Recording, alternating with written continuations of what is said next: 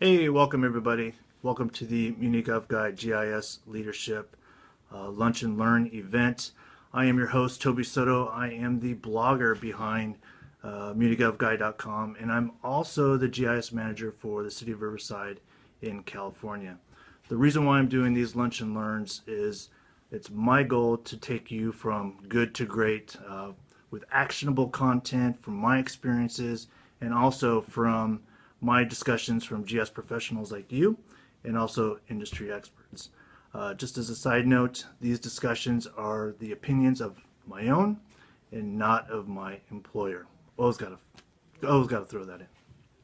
Anyway, so today's discussion is what are you doing to help your staff excel? As leaders, we take a vast interest into our staff. They do a lot of tasks for us. They help keep the wheels moving within our agency or within our city or counties. And we put a lot of responsibility on them. But we also have to make sure that their goals are met, and we need to be able to mentor them in order for them to achieve those goals. For example, I wouldn't be here today doing MuniGovGuide and also doing the Facebook Live and eventually going into podcasting if it wasn't for my mentor, which is my CIO here at the city, Leah Deasing.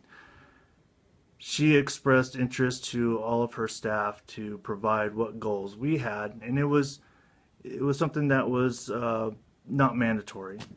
But I put down that I wanted to do some sort of editorial writing for GIS. And so that spurred into me creating the MuniGovGuide blog.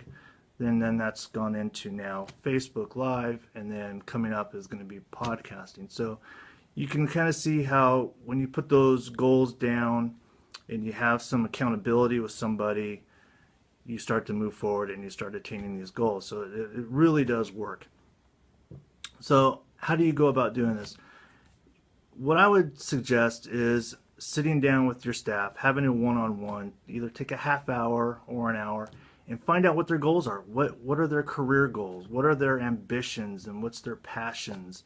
What do they want training on, or are they looking for challenges? Find out that information about what they want to do, and this is your point in time to figure out how you can help them.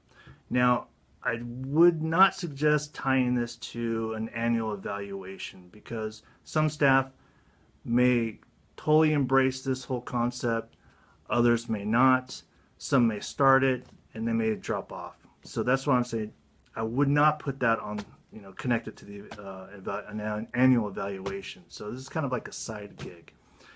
So taking that information from your staff, you can develop a plan to help them attain their goals. And so you can kind of set up some milestones and some things to help step them along.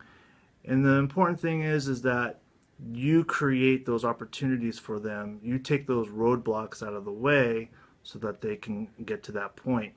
So, for example, if you have staff that wants to go back to college, maybe adjust their schedule to help accommodate some of the coursework, or if they want to do public speaking, allow them to go to a conference or go to a meetup or a user group and have them speak up front and talk about a certain topic.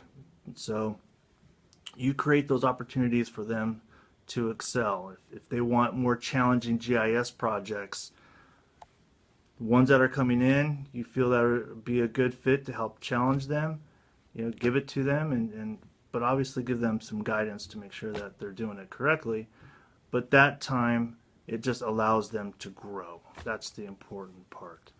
And so what you want to do is on a monthly basis or maybe a quarterly basis, sit down with them and say, how is it going? Are you meeting your milestones? Is there something that I can do to help have you achieve that goal? So with all that, the additional benefit, the selfish benefit, I will say at that, is that by allowing your employees to attain that goal in order to learn more and expand their knowledge more, that allows you as a leader and as a manager to be able to focus on what is important and not having to focus on some of the nitty-gritty stuff that you were having to take care of that could now be delegated to your staff, because now they're rising up to another level. So that's kind of a selfish point of it, but really it's going to help the organization as a whole. Best thing here is I really hope that this has spurred your thinking on what you could be doing to help your staff excel. If you already have a program in place, put it down in the comments, share it. I would love to know what you're doing and let everyone else know, because maybe there's something that we can do and tweak in our program to help our staff excel through your examples. Again, thank you everybody for taking your time out of your lunch to spend time with me to share this information. I really appreciate it. If you want more information on GIS leadership and management, go to munigovguide.com. That's it for today. I will see you guys next week, Wednesday, 12:30 p.m. Pacific Standard Time. You guys take care, everybody. Thank you.